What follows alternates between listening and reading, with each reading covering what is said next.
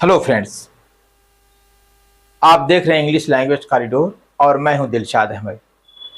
दोस्तों, इंग्लिश सीखने के आप कई चैनल्स देखते हैं और मालूम ये होता है कि सारे चैनल देखने के बाद आपको फिर यही होता है कि आप इंग्लिश में जहां के तहां रह गए हैं। तो आज मैं आपको बता रहा हूं कि इंग्लिश सीखना अगर आपको ज़रूरी है तो इंग्लिश सीखने के ये 10 तरीके हैं, 10 जो है तरीके हैं जिसको आपको एडॉप्ट करना होगा। इसमें सबसे पहला आपको स्क्रीन पे दिखाई दे रहा है लिसन एंड रिवाइज, जिसको मैंने अंडरलाइन किया हुआ है। लिसन एंड रिवाइज, ये सुने और दोहराएं। अर्थात आपको अगर इंग्लिश सीखना है तो ये नहीं कि आप 2 महीने में इंग्लिश सीख लीजिए, 4 महीने में इंग्लिश सीख लीजिए, 10 महीने में इंग्लिश सीख लीजिए, ये सारी चीजें फालतू की हैं। 4 घंटे में इंग्लिश सीख लीजिए। इसमें आपको सबसे पहला काम करना यह है कि आपको लिसन करना। जैसे मैं बता दूं आपको कि आप लोग अगर किसी छोटे बच्चे को से बात करते हैं, बिल्कुल छोटा बच्चा जो अभी बोलता भी नहीं है और वो बहुत छोटा है, ये कह लीजिए कि 4 महीने का है, 6 महीने का है, तो वो बच्चे को के सामने जब कोई बोलता है तो वो कान उस तरफ करता है और वो सुन करके बोलना शुरू करता है। तो सबसे पहले आपको यही करना होगा कि आपको दोहराना होगा और उसको जो है सबसे पहले तो उसको सुनना होगा, फिर उन शब्दों को दोहराना होगा, उन वाक्यों को दोहराना होगा, उन फ्रेजेस को दोहराना होगा। अगला इसमें जो पॉइंट आता है टॉक टू अ फ्रेंड। देखिए, सबसे पहले बहुत इंपॉर्टेंट चीज होती है कि आपको दोस्तों से बात करना होगा। ये दोस्त क्या होते हैं? जो आपके ग्रुप के दोस्त हों, जो आप ही की तरह इंग्लिश सीखना चाहते हो या आपसे कुछ अच्छे हों। ये कतई नहीं कि वो क्वालिटी में आपसे कम हो, वो क्वालिटी में आपसे ऊंचे होने चाहिए, उनको आपसे ज्यादा इंग्लिश आनी चाहिए। तो उन लोगों से बातचीत करें और वो भी इंग्लिश में बातचीत करें। आज सोशल मीडिया का जमाना है, आप चैट भी करते हैं तो वॉइस चैट करें। वो क्या बोलता है और आप क्या बोलते हैं, क्योंकि आप राइटिंग की प्रैक्टिस नहीं कर रहे हैं, आपको राइटिंग नहीं चाहिए, आपको स्पीकिंग चाहिए सॉरी। तो आप अपने दोस्त से वॉइस चैट करें, ये नहीं कि लिख करके चैट करें। अगला जो आपका पॉइंट आता है, जो तीसरा पॉइंट आता है, वो ये है read as much as possible. देखिए, मैं इसको अंडरलाइन कर रहा हूं, read as much as possible. जितना अधिक हो सके उतना अधिक पढ़ें। आप जो आपको स्क्रीन पे दिखाई दे रहा है उसका आप स्क्रीनशॉट लीजिए और उसको पढ़िए कि आपको क्या करना है, किस तरीके से आपको इसको ये करेंगे, किस तरीके से आप इसको सीखना चाहेंगे, ताकि ये आपके सामने रहे कि हमको क्या क्या करना है। क्योंकि देखिए, एक मैंने लंबा पीडीएफ दिया है और मैं कोशिश करूंगा ये पीडीएफ भी आपको दे दूं, आप पीडीएफ डाउनलोड कर लीजिएगा। तो आपको करना क्या होगा कि सबसे जो मेन जो तीसरी चीज जो होती है कि read as much as possible. देखिए, होता क्या है, जब आप ज्यादा पढ़ेंगे तो उसमें ये होगा कि जब पढ़ेंगे तो आपको नए नए शब्द मिलेंगे, नए नए फ्रेजेस मिलेंगे, नए सेंटेंसेस मिलेंगे। तो सबसे पहली चीज ये है कि आप उसको जब पढ़ेंगे तो आप उन शब्दों से, उन वाक्यों से, उन फ्रेजेस से, उन क्लासेस से फैमिलियर होंगे और जब आप उनसे फैमिलियर होंगे तो आपकी इंग्लिश मजबूत होगी, स्ट्रांग होगी। देखिए, मैं आपको एक छोटी सी बात बता दूं कि मैं पहले उर्दू पढ़ना चाहता था और मगर मुझे उर्दू नहीं आती थी। फिर उसके बाद मैंने क्या किया कि न्यूज़पेपर पढ़ना शुरू किया। तो चूंकि उर्दू बोली जाती थी और बहुत से शब्द हमेशा सामने सुने जाते थे और उसका एक अर्थ या एक कॉन्सेप्ट माइंड में रहता था कि इसकी मीनिंग क्या होती है। तो बहुत ज्यादा परेशानी नहीं हुई, बस सुनने लगे और फिर पढ़ते पढ़ते उसको लिखने भी लगे, उसकी सिस्टम को भी समझने लगे। तो पढ़ना बहुत जरूरी है और पढ़ना उतना है जितना आप पढ़ सकते हैं, जितना पॉसिबल हो। अगला जो है, जो देखिए इसमें जो अगला पॉइंट है, mistakes are source of learning. ये बहुत इंपॉर्टेंट है। अगर आप ये सोचते हैं, अगर कोई भी आदमी ये सोचता है कि मैं आज ही बिल्कुल फास्ट अंग्रेजों की तरह अंग्रेजी बोलना शुरू कर दूं, तो यह ऐसा संभव नहीं है, यह ऐसा पॉसिबल नहीं है। यह चाहे दुनिया के लोग कुछ भी कह लें, हमें जब दूसरी भाषा सीखनी हो, अपनी मदर टंग के अलावा दूसरी या तीसरी लैंग्वेज सीखनी हो, तो हमें उसमें मिस्टेक होना। अरे हमारी लैंग्वेज में मिस्टेक होती है, जो हम बचपन से सुनते आए हैं, अपनी मदर टंग में मिस्टेक होती है, और बड़े बड़े लोगों से मिस्टेक होती है। मैं एक नहीं कई एग्जाम्पल दे सकता हूं कि लोग, अच्छे अच्छे लोग मिस्टेक करते हैं अपनी मदर टंग में। तो एक बात आप हमेशा ध्यान रखिए कि मदर टंग में जब आप मिस्टेक कर सकते हैं, तो फिर उसके बाद आप इस टंग में क्यों नहीं, दूसरी टंग में क्यों नहीं मिस्टेक करेंगे। मिस्टेक होना स्वाभाविक है, आप मिस्टेक से मत डरिए। आपको इंग्लिश बोलना है, इंग्लिश सीखना है, तो आप जो है मिस्टेक भी सीखना है। मैं यहां पे बात नहीं करता हूं, एक ओशो है हमारे देश के, उन्होंने कहा है कि गलती कीजिए मगर गलती से सीखिए। एक चीज, दूसरी चीज, गलती क्या, देखिए मैं, मेरा एक यहाँ पे आपको सजेशन है, या मेरी एक बात कहनी है, मेरी एक बात है कि गलती क्या होती है। स्पीकिंग की मैं बात कर रहा हूं, लैंग्वेज सीखने की मैं बात कर रहा हूं, बाकी चीजों में मैं नहीं कह रहा हूं। गलती होती क्या है, आपने अगर कोई बात कही तो आप उस पर बिल्कुल अडिग मत रहिए। क्या मत रहिए, बिल्कुल स्टिक मत रहिए कि नहीं यही बात सही है, हम इससे एक पॉइंट नहीं आगे पीछे चल सकते हैं। बल्कि आप ये देखिए कि अगर आपने जो बात कही है, गलती किए हैं, तो गलती कहां से किए हैं और कहां पे मिस्टेक हुई है, उस मिस्टेक को करेक्ट कीजिए। अगर कोई दूसरा आदमी बोलता है तो उससे मिस्टेक को सुन करके गलती सही कीजिए उसको। देखिए एक चीज मैं बता दूं, इंग्लिश की एक कहावत है कि अगर आप किसी की ग्रामर को सही करेंगे तो वो आपको अच्छा नहीं मानेगा। सबसे बुरा आदमी, अगर आप किसी से बात कर रहे हैं और वो गलत शब्दों का चयन करता है, तो अगर आप उस आदमी से सीखने के मूड में हैं, तो आपको तो मजा आएगा कि मैंने गलती किया और उन्होंने ये कर दिया। मैं एक बार एक कपड़े की दुकान पे बैठा था और वहां पे एक हिंदी के बहुत ही लर्नड लेक्चरर आ गए। तो मैंने कुछ शब्दों का चुनाव किया, मैं बात करने लगा तो मैंने कुछ शब्द उनके सामने बोल दिए। तो वो मेरे शब्द को जब जान गए कि मैं भी एक टीचर हूं, तो उन्होंने क्या किया कि मेरे शब्द को उन्होंने पकड़ के बताया कि देखिए, शब्दों का चयन वो कीजिए जिसको सुन करके सामने वाला इंप्रेस हो जाए। तो अगर आप मिस्टेक करते हैं और सामने वाला फिर उस शब्द को सही बोलता है, तो आप उस शब्द को अपने माइंड में फीड कीजिए। ये गलती करने का मतलब है। अगर आप कहते हैं ऊंट को उष्ट्र, तो अगर सामने वाला ऊंट बोलता है तो आप उसको सोचिए कि हाँ ये सही क्या है और गलत क्या है। कभी कभी ऐसा भी होता है कि बहुत बड़े लोग भी शब्दों में गलती करते हैं, तो आप अंधे होकर के उसको फॉलो मत कीजिए। आज जैसे मैं बता दूं आपको कि आज हम लोगों के बीच में जब बात होती है, हम लोग जब बात करते हैं आपस में, तो किसी किसी शब्दों पर, किसी किसी वाक्यों पर ये हो जाता है कि नहीं ये चीज ऐसे है, ये चीज वैसे है। तो मैंने कहा, अभी जल्दी की बात, रिसेंट बात है कि एक शब्द था, तो उस शब्द पे बात आई थी कि ये क्या होगा, इसका प्लूरल क्या होगा। तो मैंने कहा कि इसका प्लूरल ये होगा। तो फिर उसके बाद हम लोग बात करते करते उस शब्द को डिक्शनरी से कांटेक्ट किए, क्योंकि हम लोग दोनों आदमी जानकार थे, हम लोग दोनों उसके बारे में जानते थे, लेकिन कंफ्यूजन था, या तो मुझे कंफ्यूजन था या उन्हें कंफ्यूजन था। तो थोड़ा सा इस वक्त याद भी नहीं है कि मैं सही था कि वो सही थे, सामने वाला सही था।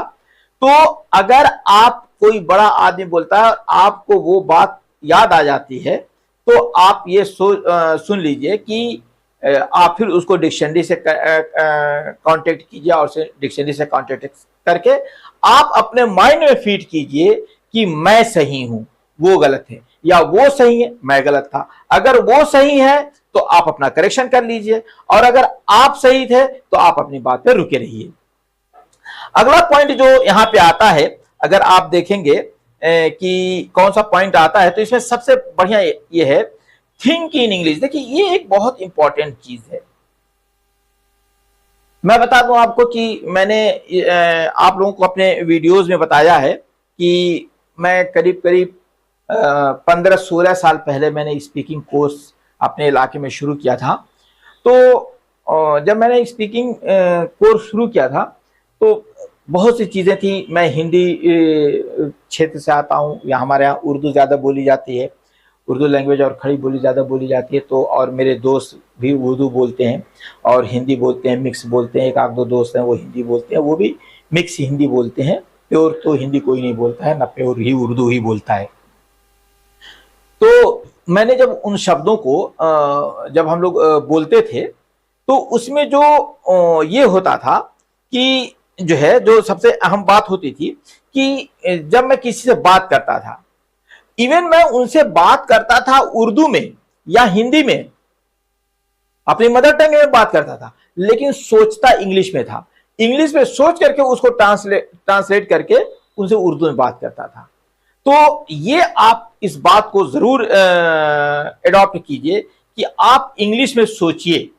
थिंक इन इंग्लिश, ये बहुत ही इंपॉर्टेंट चीज है कि आपको जब भी बात करनी हो तो आप इंग्लिश में सोचिए। अगला जो पॉइंट है, आप देख रहे हैं मेरे स्क्रीन पे आपको दिखाई दे रहा है। मैंने कहा कि मैं इसको आपको पीडीएफ प्रोवाइड करवा दूंगा।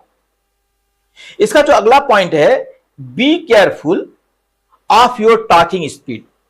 जब आप बात करते हैं ना तो अपनी टॉकिंग स्पीड क्या होनी चाहिए, ये नहीं कि सर सर सर बोलने लगी, बहुत तेज बोलने लगी। जैसे मैं बता दूं आपको कि मैंने क्रेडिट कार्ड लिया, तो क्रेडिट कार्ड से जब वो उधर से कस्टमर केयर से बात होती है तो बहुत तेज बात करती है, तो मैं उनको रोकता हूं कि I am 50 year old and I can not adopt your language, so please mind your language, you control your language.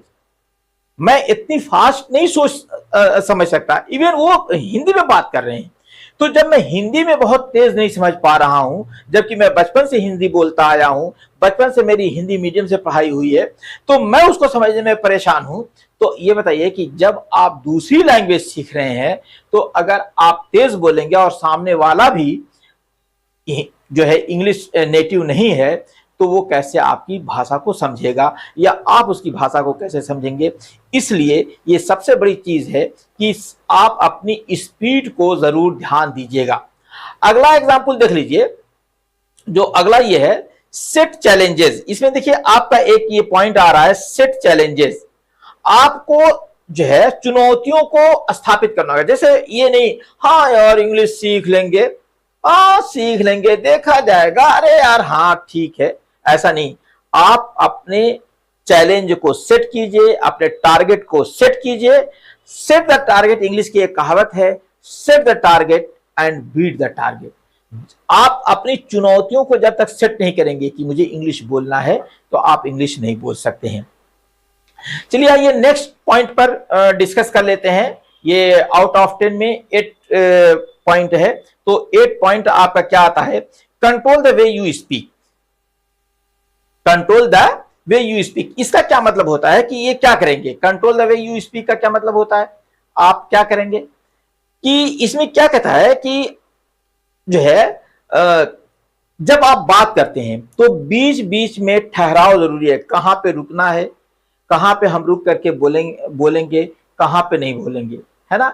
देखिए जैसे हम बोलते हैं तो हम जब रुकते हैं बीच में, तो हमको रुकने से उसका अर्थ समझ में आता है ना। जैसे एक कहानी बहुत मशहूर हुई थी, संभवतः सभी लोगों ने उसको पढ़ा होगा, जो लोग थोड़ा सा पढ़ने लिखने वाले हैं उन्होंने सुना होगा या आपने टीचर से सुना होगा कि एक बार एक औरत ने अपने पति को जो है पत्र लिखा, लेकिन उसमें उसने पूर्ण विराम नहीं लगाया, और पत्र लिखने के बाद उसने उसमें पूर्ण विराम लगाया, है ना।